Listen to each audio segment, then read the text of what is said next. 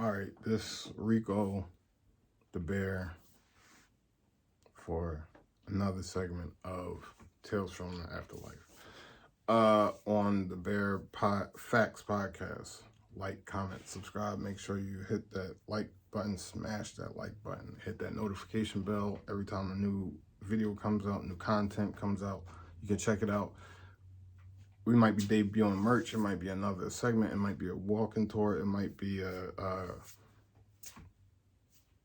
Lord forgive them, they just jokes. I'm pretty much not going to put them out because I'm trying to give the jokes away for free. Hit me in the comment. Like, comment, subscribe. If you're looking for a joke ghostwriter, I got over 100 jokes on deck. I got like 5 sets, full sets, like hour-long sets already structured together. I can work with you on the mannerisms. Check us out on IG. Like, comment, subscribe, follow us on IG. Check out the merch on IG. Hit me in the DM for merch. We got the t-shirts, we got wood brains, we got glass engravings. I'm pointing over there, but we got one over there. It is what it is. But, you know, on today's segment of Tales from the Afterlife, I'm going to be talking about more of the relationship side of Tales from the Dark Side. Or Tales from the Afterlife, my bad. It's not. It's a brighter day. It's a brighter day. Like I said, you got to go through some stuff to get where you at now if you've been through some stuff. If you ain't never been through no stuff, like I joke and say, like, I can't see life through certain people's eyes. I can from the afterlife perspective, but like I'm opiate Dalton, you know, I'm opiate Dalton. I'm in the maintenance phase of criminality. I'm done. I'm fully, I'm not going to recidivize. But you know, you live through things, you have lived experience, you got a story to tell. Like, you know, as in my adult life, I'm a therapist, and, you know, disclosure can be used as an intervention. You get what I'm saying? But, you know, in my off time, you know, I'm a struggling artist because I'm an unemployed therapist. But, you know, I got a sense of humor. But, you know, in real life, I'm much more distinguished. But anyway, so I'm thinking of this time, like, all right, so it was me and my chick. She was the one I was with from 2001 to 2005, and she started dancing and stuff. So I'm gonna go through like 2 stories. But the first story this was while I was living in Florida. While I was living in Florida, I guess I can't remember which time. I know I came back to Philly twice. I know we drove up once, and I don't remember why. And then it was 2 different reasons. One, my homie had a birthday, so we came up for that. I don't remember if we flew that time or not, but then I think we drove up that time. But then the other time we came up was I had a court date. I was getting off probation, so I had to come up here and get off probation. This is 2002, so yeah. I don't know, like, you know what I mean? I get people want to get leverage, but I'm pretty sure that's ancient history, like, you know what I mean? But so when I first met her, she was living in Florida, but she was from up here. I'm in the Philadelphia area. So she's from the town next to my town. So she was coming up. She was visiting her homies, I guess. Like, I mean, when I met her, she said it was her sister. She was black. I mean, you never know nowadays. Now I'm joking, but that's what she told me. And the funny thing is, she told me her name was. She told me a different name, and I told her a different name. I met her at her homie crib, outside her homie crib. I told her I was from North Philly. Like, I ain't know her, so it's like, you know what I mean? Like, she can tell you different stories. Homies can tell you different stories. Like, I know you for 35 years. You show up at my doorstep, I look out the window like, no, you gotta go. Yeah. You can't, like, back then, like, I was super hyper vigilant from the street stuff. You can't show up on it. Now it's like, I'm king of the pop-up. I come through and I ain't even got time, but, you know, I call for it. It's like, what you doing? Cool if I come through. But, you know what I mean? Back then, especially back then, now nobody talks to me. You're more than welcome to pop up at my doorstep. Do not come in my house unless I invite you. And then I'll probably still think it's weird and look, no, you gotta go. I don't know. But I met her the summer of 2001. And going into that fall, I met her, and we spent the night together, and we got to know each other. And like, yeah, I mean, we shared some familiar stories. Like I said, I used to joke with her and say, like, I made life hard, you had a hard life. Like, mine was my own knuckleheaded, and it was like I said before, hers at that time was from a Al-Anon perspective. So, and I'm gonna leave it at that because that's her story. But like I met her then, and when she left, I guess the thought was like she was gone. Bye. I don't know, but she ended up hitting me up a couple months later. I guess I go into the story about that another time. But we got in touch with each other, or she got in touch with me, whatever. I was still running around doing crazy stuff, insane stuff. But she caught me like when I was on my chill at the crib at some point, like, because at this point in time, I basically stayed out the crib because, like, I ain't gonna go on that right now, but she caught me in one of them times. I basically just was in the crib as like a flop house. Like I would run the streets and then come home and pass out and then get up early in the morning and be out again. But now I'm pretty much a homebody and a recluse, so it is what it is. It's comfortable, and it's even better when I'm working and got money. But anyway, so she got in touch with me finally. Like this was back when you ain't had the cell phone. You had the big block caller ID, or you had the small square caller ID. If you was balling, you might have had the cordless with the caller ID. Caller ID was new, so you could screen your calls. Like, no, I'm not going to answer. But I had seen the number pop up on the caller ID, but it was a Florida number now. At the time, even though I knew her, I don't know nobody from Florida. What you want? Ain't for me.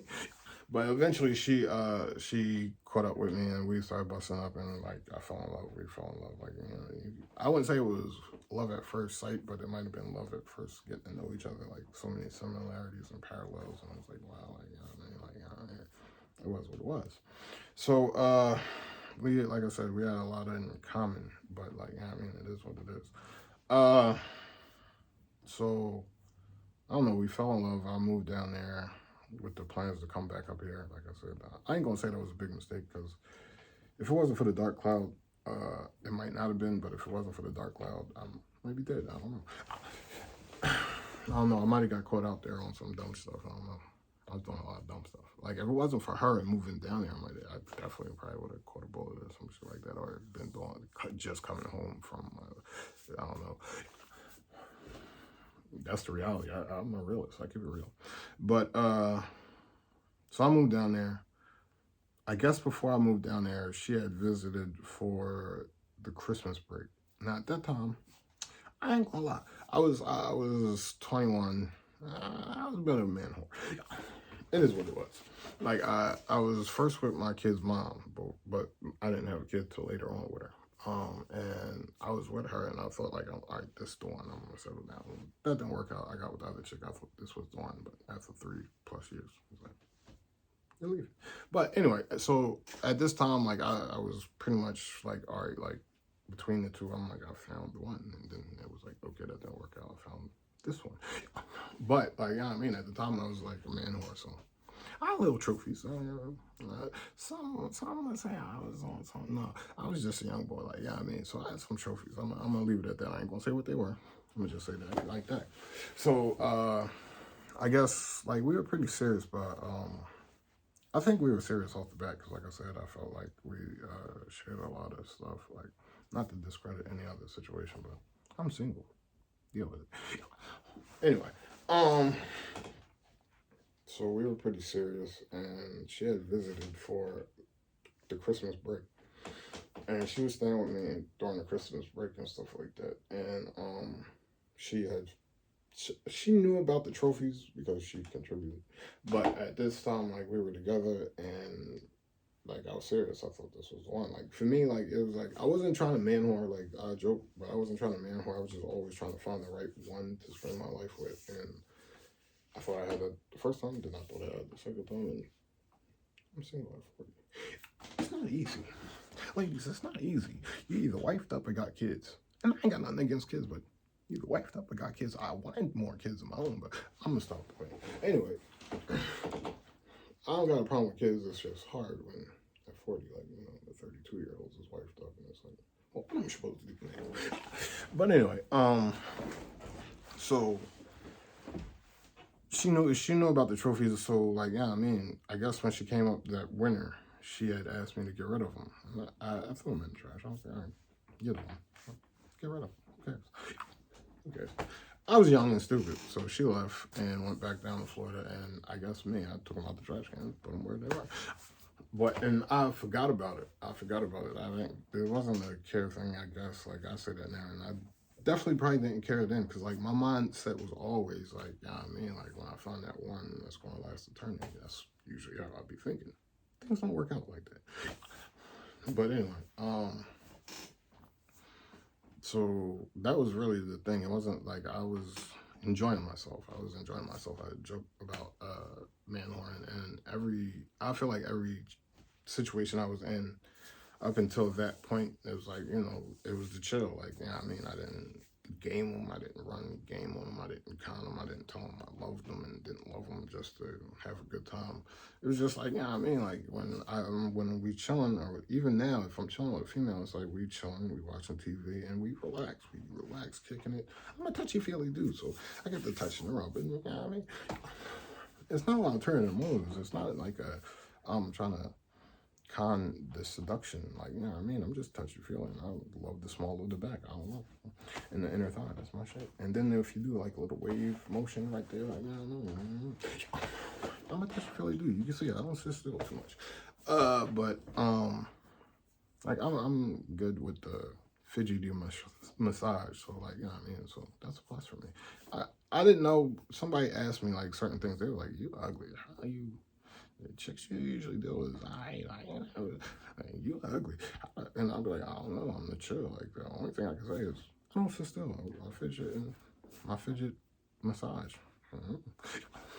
Like, I don't be on no conning you out or nothing. It's just, I'm relaxing. And the fidget massage makes you relax more. It's relaxing by itself, just laying in the bed, on chill, watching some tube, like, this is before Netflix and chill, and I wasn't chilling, I wasn't playing house. My dad told me, don't play house in my house. Don't bring no babies up in my house. Don't play house in my house. So I wasn't playing house, but I was trying to find the right one. So like I said, I always felt like, everybody I got in situations with, involved with, knew, like, I somebody else asked me, and it was like, and this is like at 33, so, and I'm like, no girls ever asked me, so when are we going to start defining this relationship? No, we just chilled until the fade off, and it was mutual, and everybody was happy. There was one situation where there was a misunderstanding. There was another situation, which I regret, where I was with somebody, and there was one situation where I was with somebody, and then, like, I didn't let the other person know, and that was it. Everybody else was like, even with the misunderstanding, it was like we both had the same thought process after chilling, and we just never hit each other up, because I guess we both felt embarrassed about what happened, but it was like, I feel embarrassed. And she was like, I felt embarrassed. When we finally seen each other, we finally seen each other in 2000. So this was like this was in the 90s.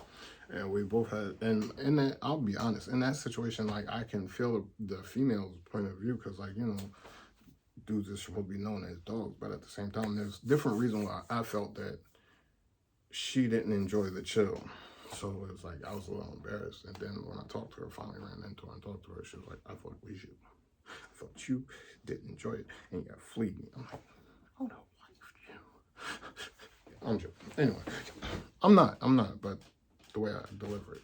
But so anyway, and then it makes me mad, because the social media days I see her, and she like in a 30-year relationship. I'm like, that should have been me. That should have been mine. And you go to trucks up here.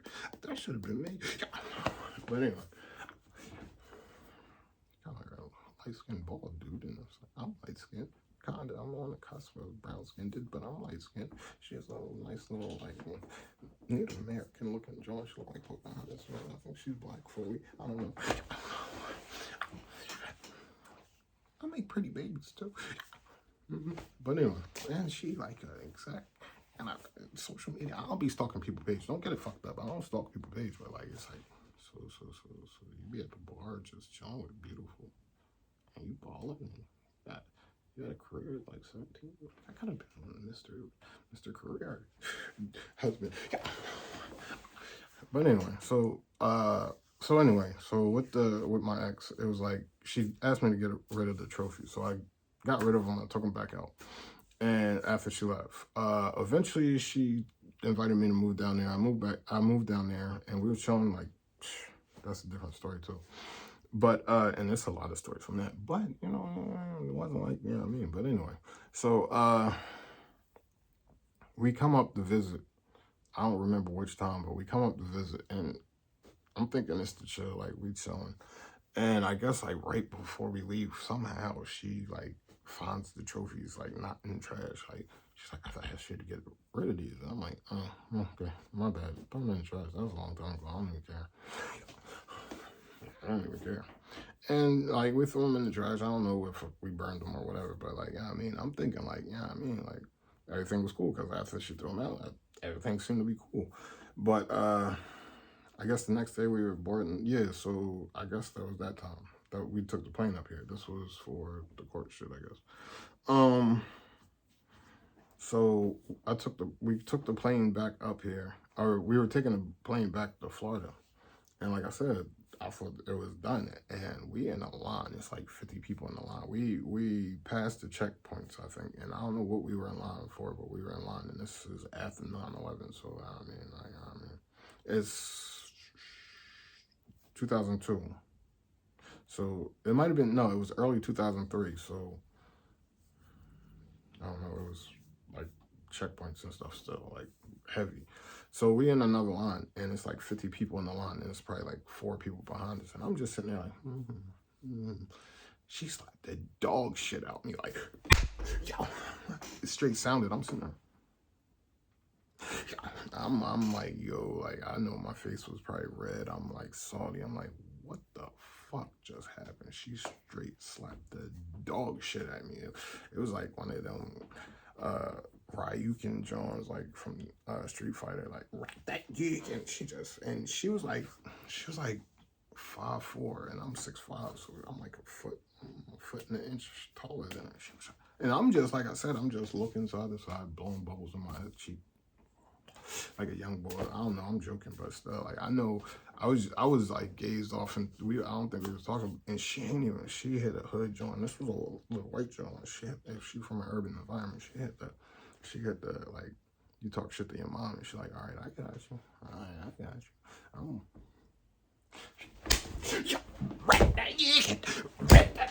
I'm like, whew. And it echoed. It was like,